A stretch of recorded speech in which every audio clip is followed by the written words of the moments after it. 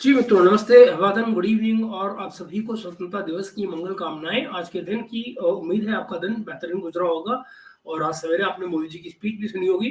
तो न सिर्फ उस मोदी जी की स्पीच से को मैंने सुना, बल्कि हमारे पड़ोसी मुल्क में बैठे हुए कमर सीमा ने भी सुना और उनके पेट में खूब सारा दर्द हुआ। दर्द उनके पेट में एक्चुअली कल भी हुआ था, यानी जो कल गुजर गया 14 अगस्त, जो कि पाकिस्तान का स्वतंत्रता दिवस कम बर्थडे माना जाता है। तो कल कल भी उनके पेट में दर्द हुआ था, लेकिन उस दर्द की बात हम अगले वीडियो में कर लेंगे, आज शाम के यही बात के वीडियो में। लेकिन पहले हम बात करते हैं आज 15 अगस्त के दिन वीडियो की, जो उनको भारत की स्वतंत्रता दिवस पर मोदी जी के दिए हुए स्पीच से पेट में दर्द हुआ। पेट में दर्द कैसा है?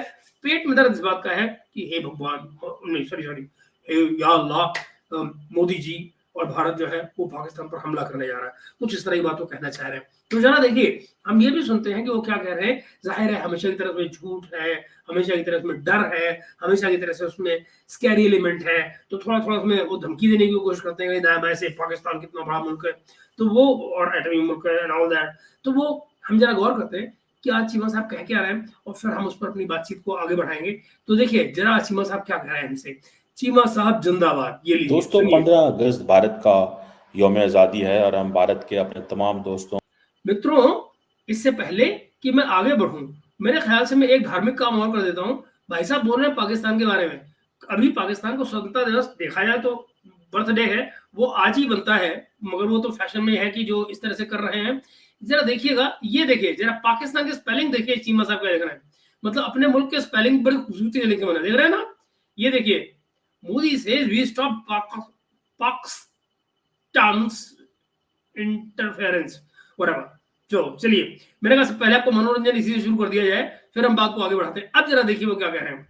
को आज़ादी मुबारक कहते हैं। इस सिलसिले पे इसमें जो इम्पोर्टेंट एक सेलिब्रेशंस हो रही हैं, उसमें प्राइम मिनिस्टर मोदी जो है वो उनका खिताब है और ये जो सेलिब्रेशंस हैं, ज़ाहिर बात है नरेंद्र मोदी इसमें एक ओवरऑल बताते हैं कि वो जिसे कहते हैं ना state of the union type चीज़ होती है ये भी, कि हमारे मुल्क की पोजीशन क्या है, हम क्या करना चाहते हैं, हमारे नेबर में क्या हो रहा है। उन्होंने पाकिस्तान का जिक्र किया खास तौर पर, और भी अगर आप पूरी स्पीच सुनेंगे मित्रों, तो आप पाएंगे मोदी जी ने पूरी स्पीच में 92 मिनट्स की स्पीच है, उनकी 1.5 घंटे से ज्यादा की स्पीच है, उन्होंने एक बार भी पाकिस्तान का नाम नहीं लिया है।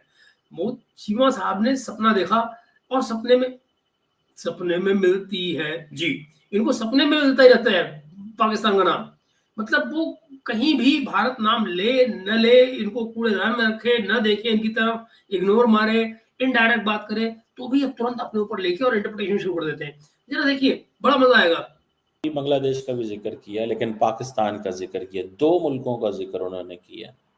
और मैं मोटी मोटी बात आपको बता रहा हूँ।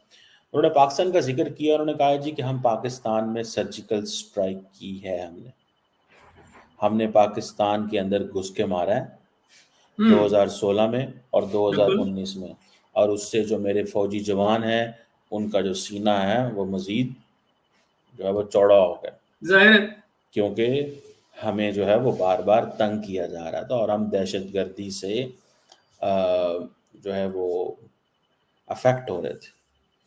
खैर, जारी बात है ये एक मैसेजिंग है, और मैसेजिंग का मतलब ये होता है कि हम मजीद सर्जिकल स्ट्राइक करेंगे। सिंपल सी बात है, उनके पास एक फार्मूला आया है। अब जरा सोचिए दोस्तों, मतलब ये कि भारत ने क्या कहा कि अब इनकी इंटरफेरेंस से हम परेशान हो रहे थे, हेंस हमने इनके ऊपर सर्जिकल स्ट्राइक की, या जो बालाकोट शालाकोट जो भी हुआ। एक्चुअली मोदी जी ने अपनी स्पीच में नाम नहीं लिया, कहीं भी पाकिस्तान का जिक्र ही नहीं किया, पाकिस्तान लफ्ज उनके मुंह से निकला ही नहीं। मगर फिर भी वो, और जहां तक सर्जिकल स्ट्राइक की बात है, वो तो हमने म्यांमार में भी की थी, तो उसकी बात तो नहीं कर रहे। मगर नहीं, इन्होंने खुद ले लिया अपने ऊपर कि नहीं हम पाकिस्तान पर कर रहे हैं, जो कि कर भी रहे होंगे। लेकिन जरा देखिए उन्होंने घास कितनी डाली है आपको कि आपका नाम तक नहीं लिया है, फिर भी आप पूछ रहे आ रहे हैं जगह पर। आपको तो अच्छा खासा एक्सक्यूज है चुप रहने का। लेकिन देखिए ये अब आगे क्या कहेंगे हमारे आदरणीय चीमा जी। अच्छा हाँ, ये तो कह रहे हैं कि वो दोबारा से स्ट्राइक करेंगे, लेकिन ये नहीं बता रहे कि हम ऐसे काम क्यों करेंगे, हम आतंकवादी क्यों भेजेंगे, हम टेररिज्म क्यों फैलाएंगे। अगर आप टेररिज्म नहीं करेंगे तो भला हम वहां तुम्हारे यहाँ क्यों जो है कोई सर्जिकल स्ट्राइक करेंगे। सर्जिकल स्ट्राइक का आप रीजन देंगे तो हम सर्जिकल स्ट्राइक करेंगे ना। पर वो ये नहीं कहते कि हम कोई ऐसा मौका ही नहीं देंगे। वो कहते हैं नहीं, वो कह रहे हैं हम फिर से करेंगे। इसका मतलब ही क्या है कि आप फिर भी वही काम करेंगे, टेररिज्म भेजने वाला। फार्मूला ये है कि भैया इन केस अगर आप हमें तंग करेंगे हम सर्जिकल स्ट्राइक करेंगे। और मैं आपको अगर डिफरेंस बताता चलूँ कि पाकिस्तान में इस तरह का खिताब आर्मी चीफ ने किया है, भारत में इस तरह का खिताब नरेंद्र मोदी वजीर आज़म ने किया है। पाकिस्तान के वजीर आज़म ने कोई ऐसा स्पीच नहीं की 14 अगस्त के ऊपर। अच्छा अभी तो बताओ, तुम्हारे यहाँ पर अगर वजीर आजम वाला काम करता ही आर्मी चीफ है तो ये हमारी क्या गलती हुई भाई? आपके यहाँ जो वजीर आजम है वो तो जूते चाट रहा था आर्मी चीफ के। उसको तो आप लोग पूरी बेशर्मी से खुद कहते हैं, खुद चीमा साहब कहते हैं कि ये जो गवर्नमेंट है वो एस्टेब्लिशमेंट लेकर आई है। पूरी बेशर्मी से इनके तमाम पॉलिटिकल कमेंटेटर इंक्लूडिंग आदरणीय ये जो हमारे चीमा साहब हैं, ये सब यही कहते हैं। तो जब एक एस्टेब्लिशमेंट जो है आर्मी बेसिकली लेकर आ रही है प्राइम मिनिस्टर को, तो प्राइम मिनिस्टर क्या किस काम का है भाई? वो तो वहां पर तब तक ही है जब तक आर्मी चाह रही है। इसका मतलब क्या हुआ कि सारे अधिकार जो है उसको लाने ले जाने के, हटाने के, लाने के, वो सब आर्मी चीफ के पास है। तो रियल पॉलिसी फ्रेमर कौन हुआ? आर्मी। तो आर्मी चीफ बोल रहा है ठीक वही जैसे हमारा प्राइम मिनिस्टर बोल रहा है, क्योंकि वो सारे काम हमारे यहाँ प्राइम मिनिस्टर करता है खुद। आपके यहाँ लीडर सिलेक्टेड होता है, हमारे यहाँ लीडर इलेक्टेड होता है, ये फर्क है। लेकिन इंडिया पाकिस्तान के जो आर्मी चीफ हैं जनरल आसिम मुनीर, उन्होंने एक परेड जो हुई थी काकुल मिलिट्री एकेडमी में, वहाँ पे उन्होंने ये स्पीच दी और बताया कि इंडिया के हवाले से, बाकी जो है बांग्लादेश अफगानिस्तान के हवाले से, नियरेस्ट नेबर्स के हवाले से, और इस तरह की चीज़ें उन्होंने बताई। लेकिन क्वेश्चन ये है कि नरेंद्र मोदी की जो माइंड सेट है वो ये है कि अभी भी वो यही समझते हैं कि हमने पाकिस्तान से बात नहीं करनी। इसका मकसद ये है।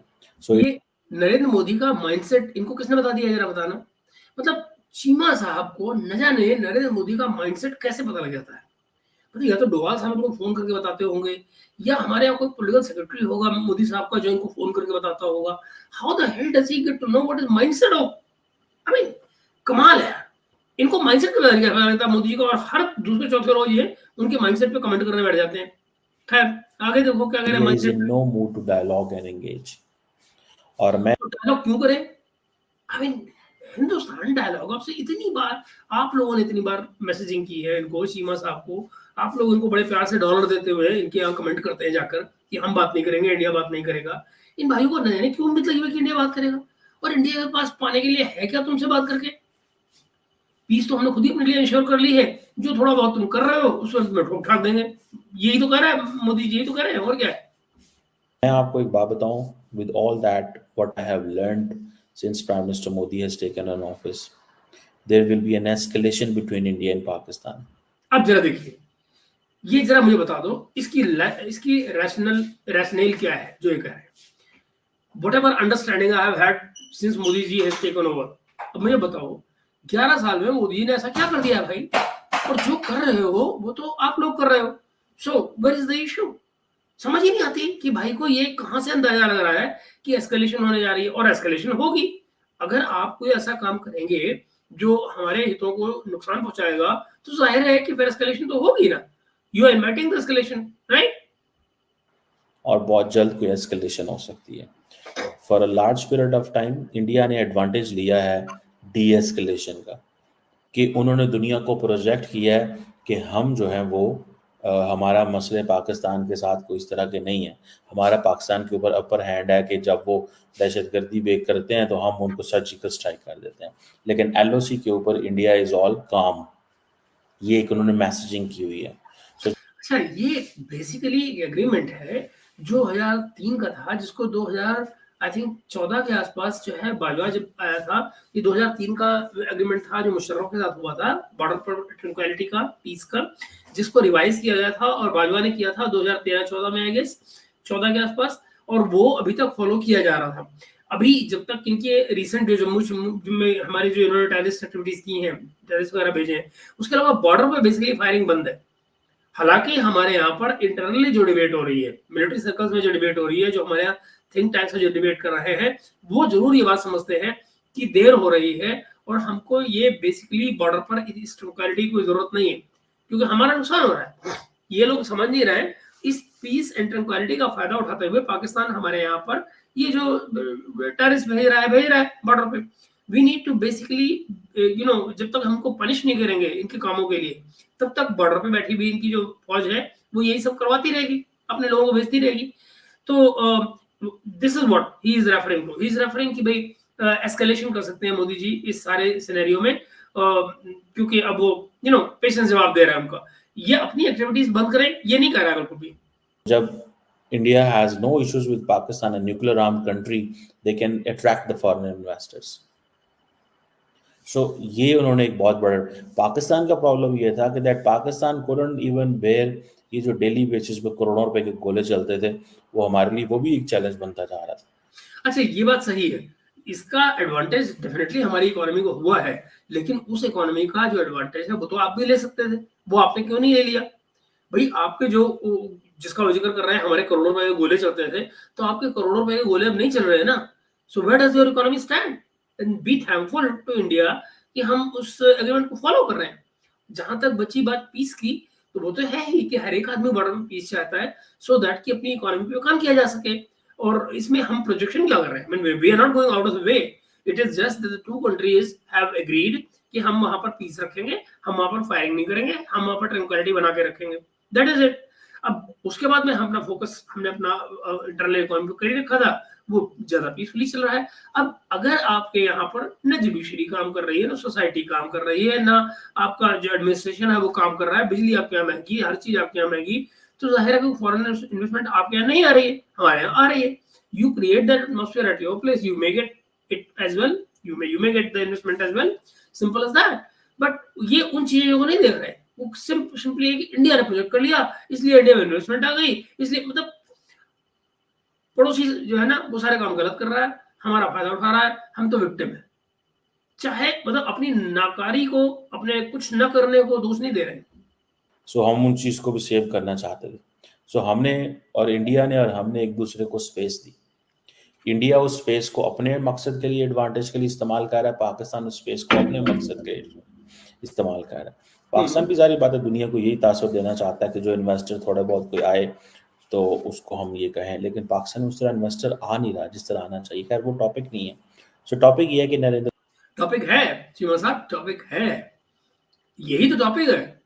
जब आपने ये बता दिया कि हम प्रोपेगेंडा कर रहे हैं, हम बेसिकली फसाद खा कर रहे हैं, हम लोगों को प्रोजेक्शन दे रहे हैं, तो इसका मतलब ये है कि कुछ ना कुछ रियलिटी बेस नहीं है। अब आपने मान लिया आखिर में आके कि इंडिया में आ रहा है, हमारे नहीं आ रहा है, लेकिन ये टॉपिक नहीं है।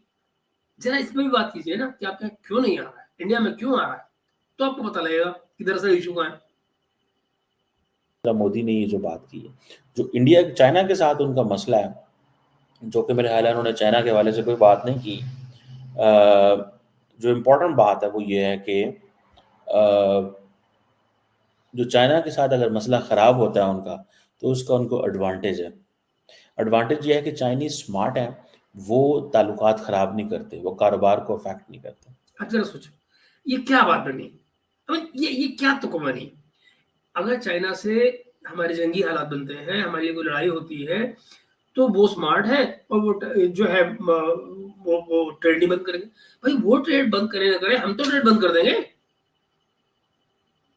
भाई अगर हमारे साथ जंग हो रही होगी तो हम ट्रेड क्यों करेंगे? Simple is that. अगर जंग के हालात होंगे तो हम क्यों ट्रेड करेंगे? जस्ट वो नहीं, वो स्मार्ट लोग हैं, ऐसे नहीं करते, वो ट्रेड नहीं बंद करते, वो लड़ाई करते रहते हैं। मतलब ये कहना चाह रहे हैं जंग होती रहती है, ट्रेड चलता रहता है, ऐसे ही होता है। बाकी जिन चीज़ों में मामला ख़राब है वो वहाँ पे लगे रहते हैं। This is the smart of Indians and the Chinese. हमारी तरह नहीं है, इंडिया के साथ मामला ख़राब हुआ तो टोटल ब्रेक कर लो, no, they don't do this. ठीक है, बहरहाल इंडिया जो है वो पाकिस्तान को उसी लेंस से देख रहा है। मेरी ये प्रोडिक्शन है, असेसमेंट है कि इंडिया और पाकिस्तान के मामला आइंदा दिनों में ख़राब होंगे, ठीक नहीं होंगे, क्योंकि जिस लेवल पे नरेंद्र मोदी और डॉक्टर जयशंकर एक टफ लाइन लेके बात कर रहे हैं, there is no appetite in Pakistan, I have not seen people in Pakistan. Minded ये क्या कह रहे हैं? जो एटीट्यूड लेके वो बात कर रहे हैं, क्या बात कर रहे हैं? पाकिस्तान को लेकर सिवाय टेररिज्म के आखिर जयशंकर और मोदी जी ने क्या बात की है? डॉक्टर जयशंकर और मोदी जी बार बार यही कह रहे हैं कि भाई हम तुमसे बात नहीं करेंगे, तुम्हारे यहाँ से अगर टेररिज्म आएगा तुमको पकड़ेंगे, मारेंगे। दो बातें सिर्फ करें, एक कि हमारा तुमसे बात करने का मन नहीं करता, तुम घटिया लोग हो। दूसरी बात ये क्योंकि तुम पर भरोसा नहीं किया जाता। और दूसरी बात ये कि भाई टेररिज्म अपना बंद कर लो, सिंपल एज दैट, कहानी खत्म। आप दो मुल्क हैं, सेपरेट हो गए हैं, अपनी अपनी गवर्नमेंट है, आप अपनी सोसाइटी में जो मर्जी करते रहिए, हमें अपनी सोसाइटी में करने दीजिए। आप हमसे पंगा क्यों ले रहे हैं? अब पंगा लोगे तो मार खाओगे, इतनी सी बात कही जा रही है। अब इसमें ये एस्केलेशन वाली बात कहां से आ गई? आप कुछ करेंगे एस्केलेशन वाला तो एस्केलेशन होगी ना। I just don't know what he is talking about and why he is talking about it on this day. एक मुझे सीरियसली लगता है कि या तो ये सिर्फ अपनी व्यूअरशिप बढ़ाने के लिए एक ऐसा सब्जेक्ट को ऐसा मोड़ दे रहे हैं जो नॉन एग्जिस्टेंट है, जो है ही नहीं। Why will India fight with Pakistan and on what basis, unless you do something nasty like some terrorist attack? In different quarters जो ये हमें ये कहते हों कि हाँ जी बात करनी चाहिए भारत से, नो, किसी ने नहीं कभी कहा। उसकी वजह ये है कि इंडिया का जो एटीट्यूड है वो बड़ा एक एरोगेंस आ गई है कि हमें कोई परवाह नहीं है, हम इन्हें क्या समझते, हम इन्हें नेबर ही नहीं समझते, ये वाले एग्जिस्ट ही नहीं करते। ये किसने कहा? ये किसने कहा? ये फजूल की, मतलब अपने आप डायलॉग बना लो और फिर उनकी इंटरप्रिटेशन करते रहो। ये किसी ने कहा? हम चाहे तो भी नहीं कर सकते, ये नेबर नहीं है। अच्छा बुरा, घटिया, लीचड़ कीचड़ जैसा भी है, पर है, बगल में है, हम कैसे इग्नोर कर सकते हैं? एक फिजिकल एंटिटी है जो हमारे बाउंड्री के बगल में बैठी हुई है। हमें अच्छा लगता है, हमें बुरा लगता है, अच्छा को फर्क ही नहीं पड़ता। But these people are there. How do we ignore that? How can we say कि ये नहीं एग्जिस्ट करते? और कौन कहता है कि ये नहीं एग्जिस्ट करते? हाँ, ये बात सही है कि तुमने अपने हाथों अपनी औकात इतनी कम कर ली है कि हमारे लिए आज की तारीख में बहुत जल्दी ही वो दिन आ रहा है जब आप नेपाल भूटान से ज्यादा आपकी मिलिटरीली आपकी औकात नहीं रह जाएगी, आप हिल नहीं पाएंगे। आपके थिंक टैंक अब यही तो कह रहे हैं ना, जिसका मैंने कल आपको जिक्र किया था, SIIS, वो यही कह रहा है ना। चीजें हैं, so people are realising okay no problem. आप अपना जो दुनिया, पाकिस्तान कहता है कि इंडिया अपनी दुनिया क्रिएट करना चाहता है, उस जिस दुनिया में वो अपनी मर्जी के ममालिक को रखना चाहता है, so let India do it. लेकिन अमेरिकन जो हैं वो इस सारी बात है, इस मसले में वो पेनिट्रेट कर गए हैं। वो नहीं समझते कि हमें इंडिया को अपनी दुनिया क्रिएट करने देनी है on the Indian terms and conditions. So वो जो बांग्लादेश में हुआ, देखिए ना, मतलब जिस बात से पाकिस्तान का इंडिपेंडेंस डे का, मोदी की स्पीच का कोई लेना देना नहीं है, ये उसको कहाँ ले गए? अमेरिका और बांग्लादेश। ये होता है चक्कर देना, ये होता है बेवकूफ बनाना लोगों को, ये होता है ये धमकाने का चाह रहे हैं। ये एक सख्त धमकी हमको दे रहे हैं कि अमेरिका जो है वो इंडिया को अपनी दुनिया नहीं बना देगा। अमेरिका जो है वो इंडिया को वो सब नहीं करने देगा जो वो करना चाहता है, इंडिया करना चाहता है। अमेरिका कैसे रोकेगा? ऐसे जैसे उसने बांग्लादेश में रोका है। उससे हमारे पर क्या इम्पैक्ट पड़ेगा? आपको क्या लगता है हमारा बांग्लादेश से कितना ट्रेड है? और बांग्लादेश हम पे डिपेंडेंट है, ना कि हम बांग्लादेश पे डिपेंडेंट है। तो चिमसा चिटागांव आज भी हमारे पास है। और ये सिचुएशन जो आप लोगों ने CIA ने आपके साथ मिलकर खड़ी की है वहां पे, तो वो you just don't know which way it is headed. So इतना दिल खुश करने की जरूरत नहीं कि अमेरिका क्या करेगा नहीं करेगा। अमेरिका आपके साथ क्या करेगा इसकी चिंता करिए आप। मैनी इन इंडिया बिलीव कि ये हमें डिस्टर्ब किया गया है, हमें डिस्टर्ब किया है अमेरिका ने। ये इंडिया के अंदर बहुत बड़ी खुली डुली असेसमेंट एंड ऑब्जर्वेशन है कि हमें इंडिया ने अमेरिका ने डिस्टर्ब किया, ठीक है। और वो कहते हैं कि चाइना को हम देख लेंगे बाद में, पहले जरा इंडिया को बता दें कि आपको अगर हम थोड़ा सा डिस्टर्ब करें तो आपके लिए चीजें बड़ी मुश्किल हो जाएंगी। सो स्टार्ट, जरा सोचो ये कैसा फूहड़ बना है, मतलब क्या सोच है कि चाइना को हम बाद में देख लेंगे, बिल्कुल ठीक, मगर हम आपके आसपास अगर जरा भी कुछ करेंगे तो उससे आपकी चीजें खराब हो जाएंगी। डड्डू, बांग्लादेश के चक्कर में ही इंडिया और चाइना नजदीक आ गए। तो देखा, इंडिया और चाइना नजदीक बैठ के बात कर रहे हैं, तो ये तो काउंटर प्रोडक्टिव हो गया बांग्लादेश। और अभी 2 दिन रुको, मालदीव आ गए ना लाइन पे, अभी बांग्लादेश देखना कैसे लाइन पे आता है। महीने भर, with in a month Bangladesh अपनी औकात पे आ जाएगा। सारे मोहम्मद यूनुस जो है वो सब अभी लाइन में खड़े होंगे, देखते रहो आप।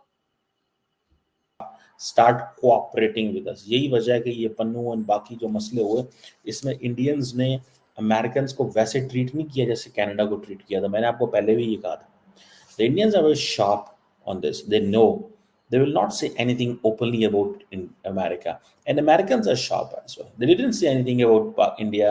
अब जरा सोचो, चीमा साहब क्या कर रहे हो? जब अमेरिकन ने शार्पली कुछ नहीं कहा तो हम उनको शार्पली कैसे कर सकते हैं? खुद सोचो, ये क्या बोल रहे हो?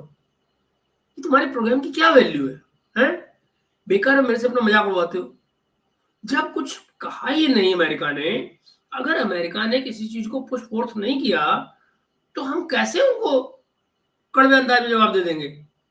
जिस दिन वो देंगे उस दिन को जवाब भी दिया जाएगा।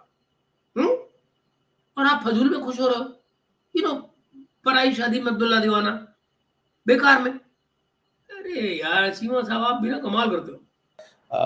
ओपल कुछ भी नहीं कहा उन्होंने कभी, ठीक है।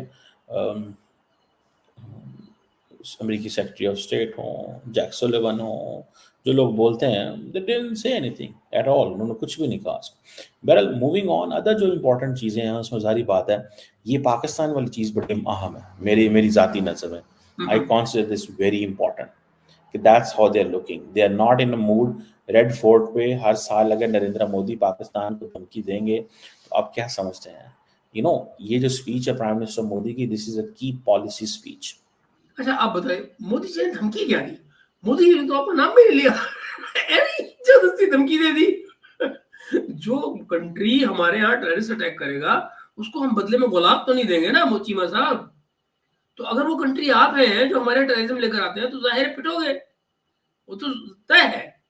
आप बराबरी की बातें जितना मर्जी आपका पाकिस्तान करता रहे, पर बराबरी तो तुम कर नहीं सकते ना। You can't do that. आपकी औकात ही नहीं बची बराबर आने की। हाँ, अपने खुश होने के लिए आप कहते रहो बराबर बराबर बराबर बराबर, कुछ नहीं है बराबर भैया। अब आप थल्ले हो, असि उत्ते हैं, काम खत्म। ठीक है जी। और अब ये तकरीबन आप समझ लें कि अगले 1 साल का अपना विजन नरेंद्र मोदी साहब देते हैं। सो जो विजन उन्होंने दिया है, उन्होंने कहा है कि हमने सर्जिकल स्ट्राइक की हम सर्जिकल स्ट्राइक करेंगे, ये है विजन। तो आप क्या समझते हैं पाकिस्तान को? पाकिस्तान जारी बात है, पाकिस्तान के अंदर हर चीज में जो है ना, वो एक बात जरूर मैंने देखी है, एवरीथिंग इज जो है ना एक्सेप्टेबल, एक्सेप्ट कि हमें इंडिया जो है ना उसके साथ हम पैरिटी पे रहेंगे। पैरिटी है ही नहीं चीमा साहब, पहले हुआ करती थी। पहले हम लोग मिलिटरीली तैयार नहीं थे, पहले हम लोगों के पास तुम्हारे F-16 का मुकाबला नहीं था कोई, राइट? अब बड़ा सारा मुकाबला हो गया। अब तुम तो फोड़ फाड़ देंगे, तुम उड़ाओ तो सही की बात। अब की बार तो तुमको हिलने भी ना दें। वो जो S-400 लगे हुए इसीलिए तो लगे। कल का वीडियो देखना, मैंने पूरा डिटेल में इसीलिए बताया S-400 के बारे में। आपका थिंक टैंक वैसे ही आपको बता रहा है, लेकिन फिर भी आप पढ़ लिख लीजिए, अंग्रेजी में बहुत सारी चीजें मिल जाएंगी आपको, डिक्शनरी लेके बैठोगे तो पढ़ लोगे, एंड देन आराम से देखना उसमें कि क्या क्या खूबियां है, और फिर आप देखना आपके जहाज कैसे हिलेंगे। और बोल लगे सारे आपके और आपके डैड चीन चाइना उन्हीं के बॉर्डर पे लगे हुए सारे। बराबरी नो वे, हम किसी जो है ना वो बराबरी के बगैर नहीं। ये पाकिस्तान कहता है मुश्किल इकोनॉमिक हालात हो, कुछ हो, वो कहता है इंडिया के साथ नहीं। पाकिस्तान मानता ही नहीं, ये पाकिस्तान की जो डिसीजन मेकिंग के अंदर ये है ही नहीं है। मैंने अब इससे क्या फर्क पड़ता है? मिलिटरीली तुम्हारे पास है नहीं कुछ, लड़ाई तुम करने की हालत में नहीं, इकोनॉमी तुम्हारी ठीक है नहीं, जेब में तुम्हारी धेला नहीं, सोसाइटी टूटी पड़ी है, तमाम जो आर्गुमेंट है, जो आर्गुमेंट है सोसाइटी के, वो सबके सब आपस में लड़े मरे जा रहे हैं। और फिर भी आप कहते हो हमारा इंडिया की बराबरी है। अबे बराबरी कहां से लाला, कौन सी तरह से? किसी जगह पे भी ये कभी चीज नहीं देखी। The people whom I meet and talk and listen, ये जिन लोगों को, those who are at the helm of the affairs, बहुत सारी चीजें हैं। बट नेक्स्ट जो इम्पोर्टेंट चीज है वो ये है कि नरेंद्र मोदी कोशिश कर रहे हैं इंडियन ओलंपिक्स की 2036 में। मैंने आपको थोड़े दिन पहले कहा था, मैंने आपको कहा था कि 2036 की इंडिया कोशिश करेगा। उसकी वजह अब इनसे पूछो बेटा, तुमसे पूछो कोशिश कर रहा है, वो तो बहुत पहले से रिकॉर्ड पे इंडिया तो कब से कर साल भर से कर रहा है कि 36 के लिए ओलंपिक में जा रहा है। अगर तुमने पिछले हफ्ते कह दिया तो कौन सा तीर मार दिया? वो तो हमारे 1 साल से बात हो रही है और सारी दुनिया जानती है कि हम 36 के ओलंपिक के लिए जा रहे हैं। तो फालतू में परेशान हुए यार, अरे लल्ला। क्या है? उसकी वजह क्या है? कनेक्शंस, उसकी वजह क्या है? पैसा, उसकी वजह क्या है? पीआर, उसकी ओके, वजह क्या है? एम्बिशन है उनके अंदर भैया। जी बिल्कुल तो है। नीता अंबानी जो उन्होंने उसको लगाया हुआ है, आप क्या हम्म। समझते हैं? एम लगाया हुआ है। लोग कहीं समझ जाएंगे नहीं नहीं नहीं नहीं, पता नहीं, ऐसे नहीं क्या नहीं होगा। नहीं नहीं, नहीं। 100% वो लगाएंगे भाई, 100% वो कोशिश कर रहे हैं। कितना कुड़ रहा है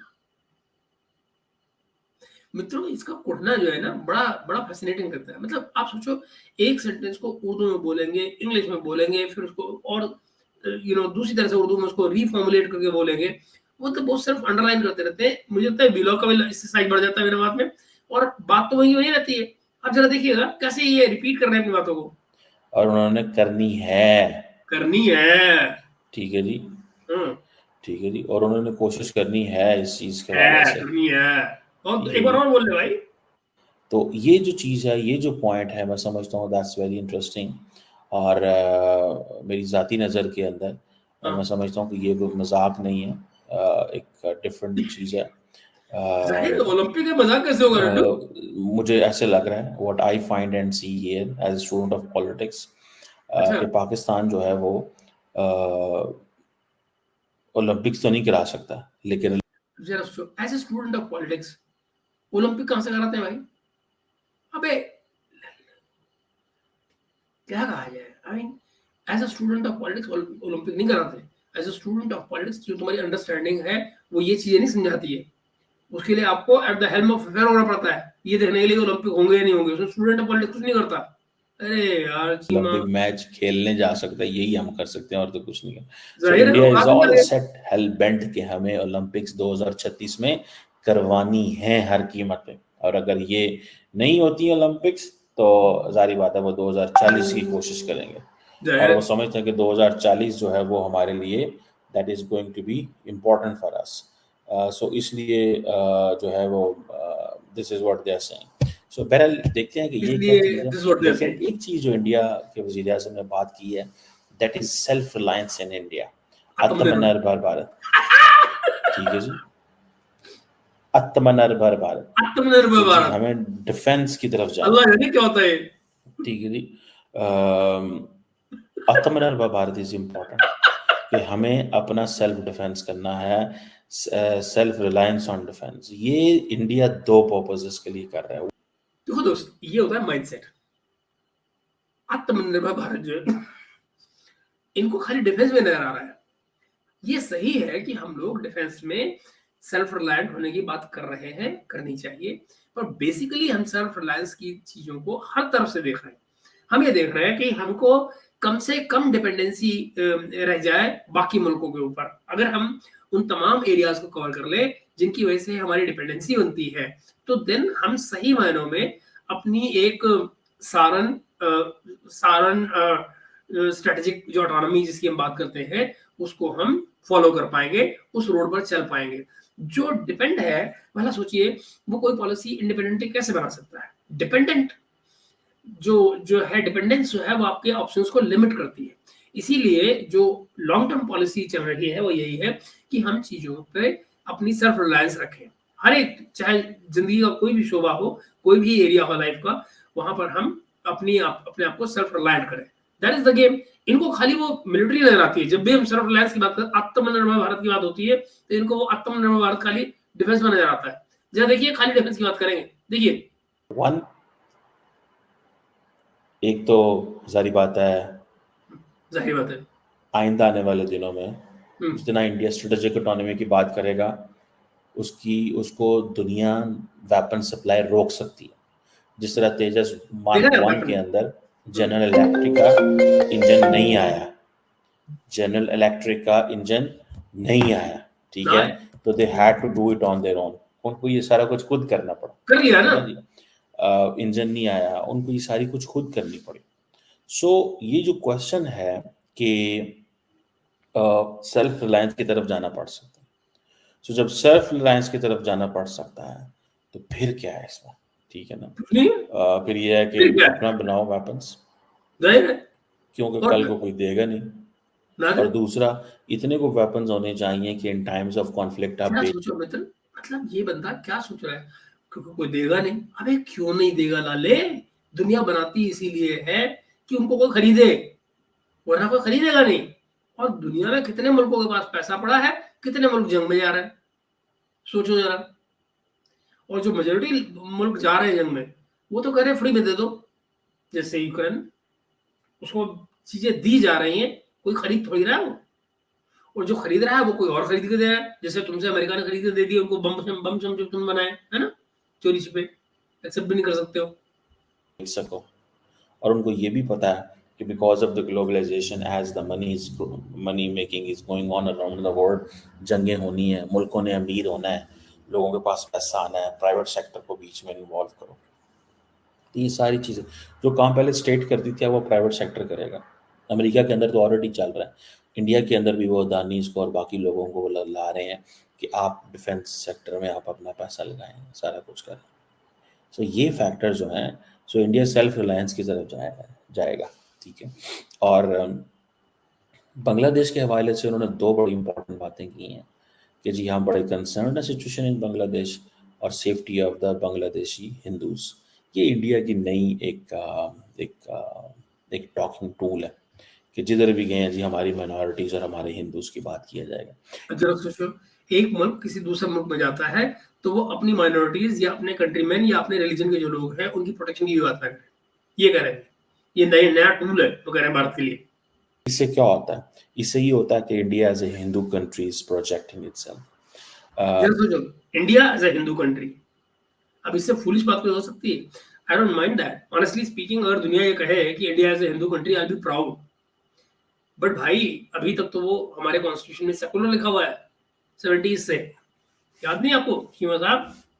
कई लोग सवाल करते हैं कि India does have 20% Muslim population, does India talk about the Muslims anywhere around the world if they are targeted? Obviously वो गवर्नमेंट की प्रायोरिटी नहीं होती।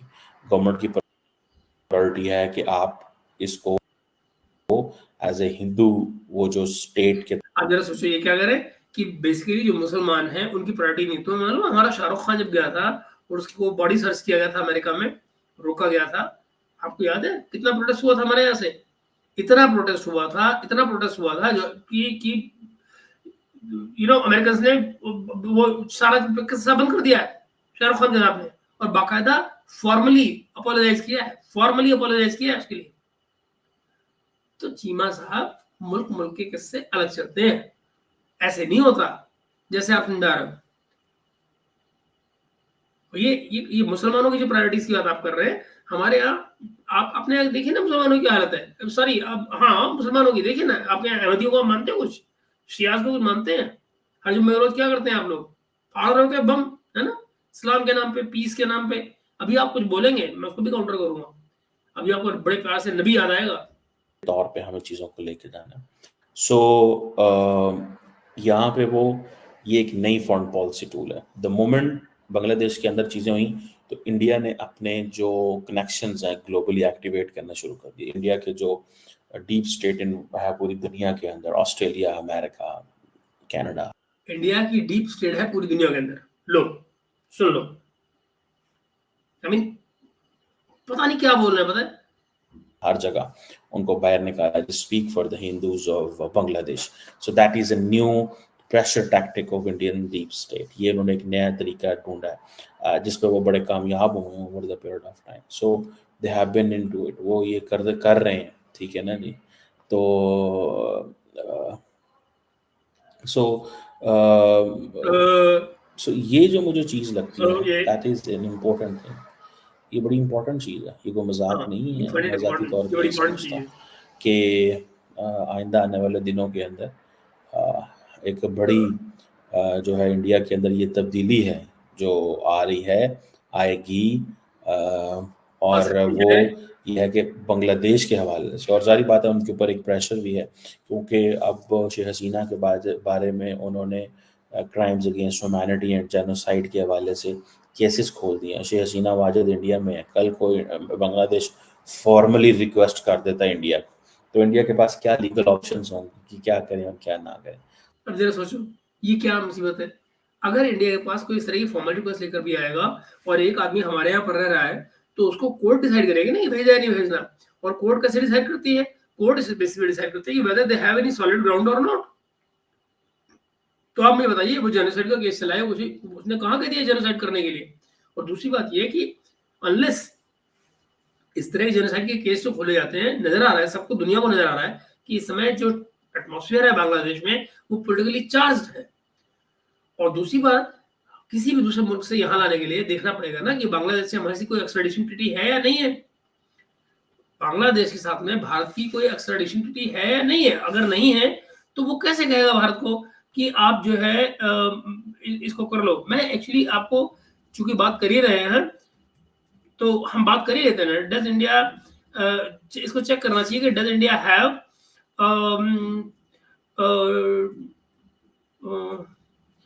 क्या कहते हैं उसको,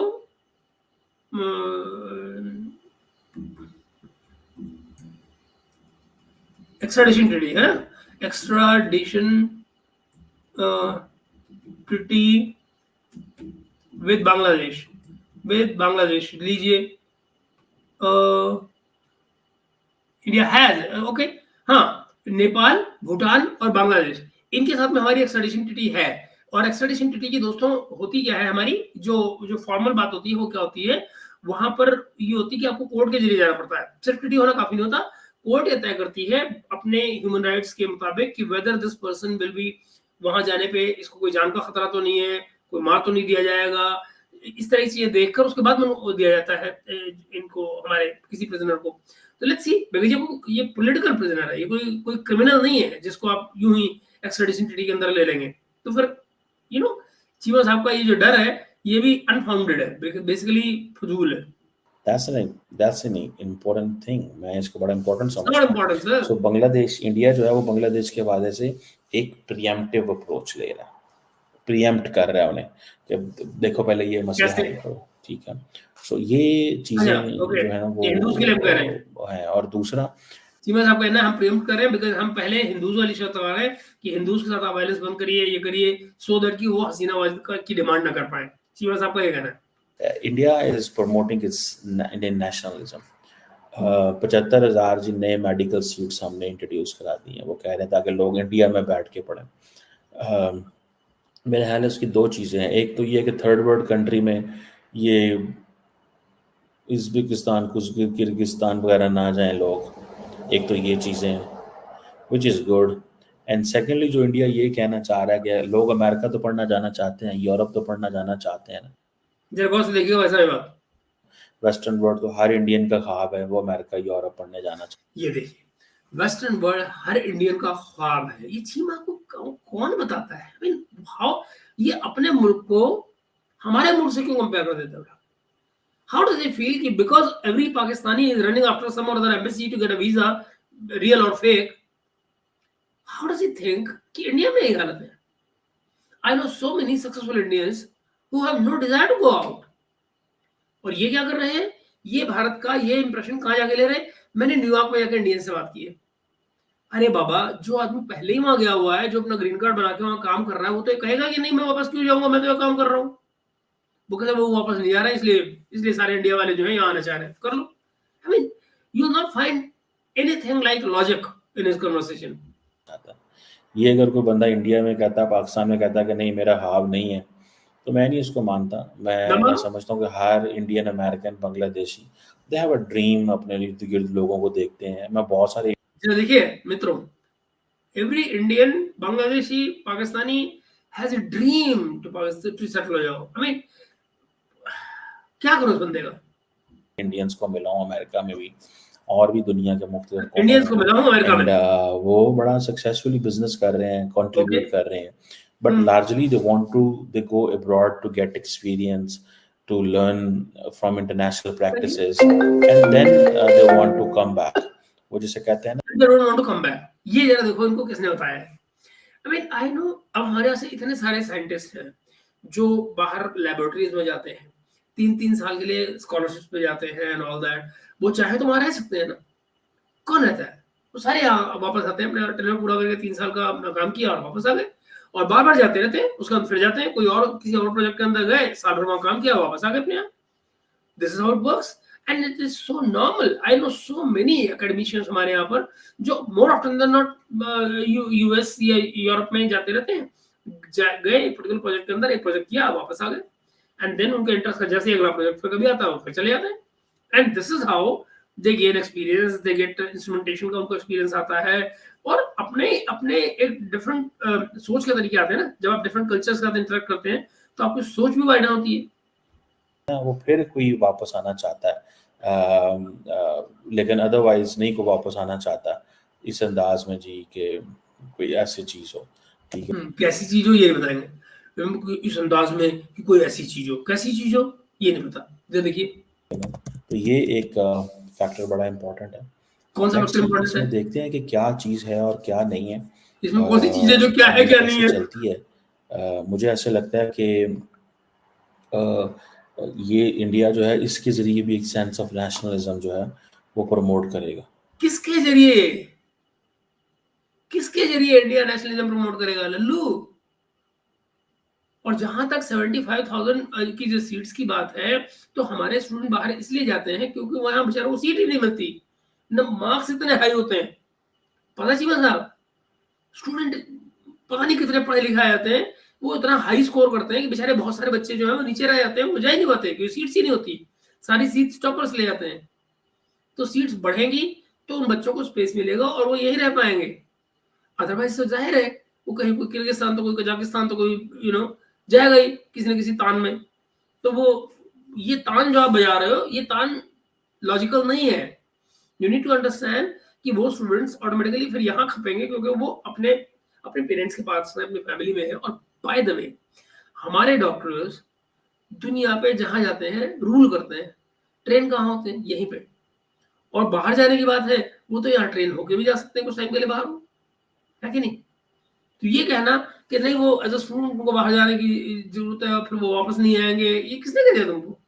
मैं कितने तुमको बंदे ऐसे दिखाऊं जो डिग्रीज देकर आए कजाकिस्तान पे गए. इसने से हमारे यहाँ तो एक्सेप्ट भी नहीं होती मेडिकल की डिग्रीज. पता है आपको?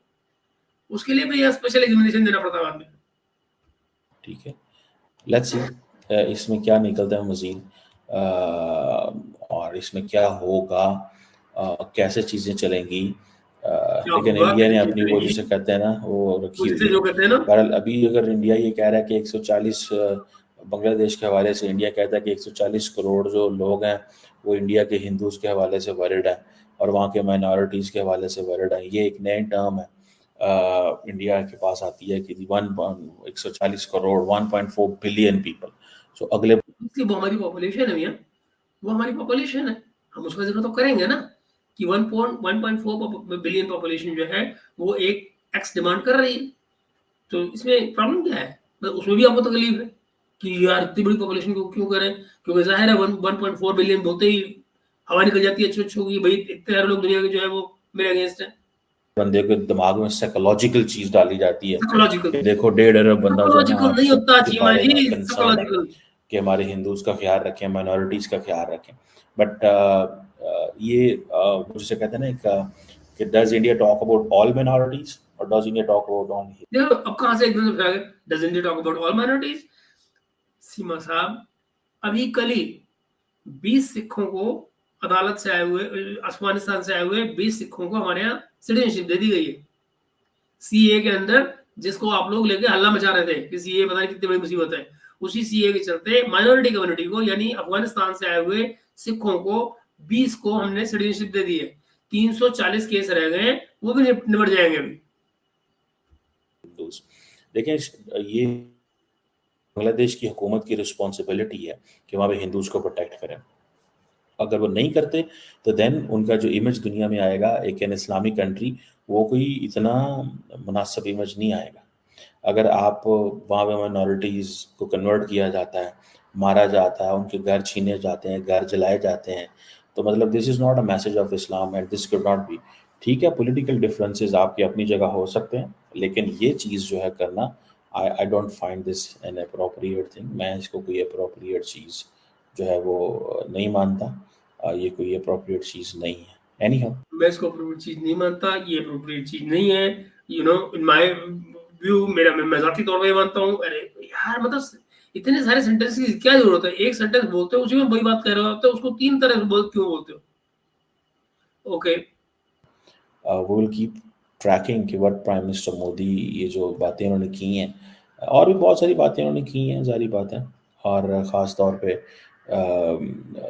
अपने डिफेंस के हवाले से, या जैसे बोलते हैं कि ओलंपिक्स के हवाले से, और ओलंपिक की तरफ से ख़वातीन के हवाले से, देन जी दुनिया के अंदर जो ग्रोथ हुई है उसमें भारत का बड़ा किरदार है कि हम जितनी भी दुनिया में ग्रोथ है वो सारी की सारी भारत में उसमें कंट्रीब्यूट कर रहा है।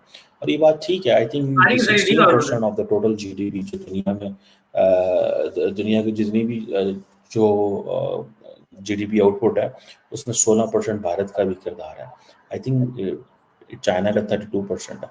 तो it's a big number, 16% contribute करना। और बेटा चीमा जी, पाकिस्तान का कितना कंट्रीब्यूशन है ये बताया नहीं आपने? उससे पता लगता है ना तुम कहाँ खड़े हो ग्लोबल इकोनॉमी में, आपका क्या कंट्रीब्यूशन है। मजाक तो नहीं है, उससे कितनी जॉब्स आएंगी, कितना पैसा जनरेट होगा, क्या क्या होगा, मतलब इट्स अ बिग क्या thing, it's a big thing, कोई मजाक थोड़ी है। हाँ? So let's see what comes further. लेकिन 15 अगस्त का ये पैगाम है। जी, आप ये रहे चीमा साहब दोस्तों, जिनके जो कि न जाने क्या बोल रहे हैं, काहे आहे भरते हुए कुछ बोलने की कोशिश कर रहे हैं बट बोल नहीं पा रहे हैं। तो खैर ये मुझे आपको बताना था कि किस तरह से चिड़े हुए। अभी मैं आपको अगले वीडियो में बताऊंगा कि दरअसल ये यहाँ तक उनको डर लगने लग गया है कि भारत और मोदी जी जो है वो स्ट्राइक करने जा रहे हैं। दूसरी तरफ वो बात करने ऑल्सो जा रहे हैं 14 अगस्त को, जो इनके आर्मी चीफ ने कल चू चा ची चा की है, इन्होंने उसकी बात भी कम की है। कि इनके आर्मी चीफ ने कल क्या कहा है, इन्होंने वहां भी बात किसकी की है, तेजस की, कि हाय इंडिया जो है ना उसने इंडक्ट कर लिया है तेजस को, और ये तो हमारे लिए मैसेजिंग हो गई, ये इंडिया हमको मैसेज दे रहा है 14 अगस्त को इन्होंने क्यों इंडक्ट किया है। ये भी वो रो रहे इस बात को लेके। अभी अगले वीडियो में आपको बताता हूँ उसके बारे में। मगर आप जरा कल्पना कीजिए कि डर, ये भय, कई बार मुझे लगता है डर अच्छा होता है, ये वाला डर तो अच्छा होता है नहीं।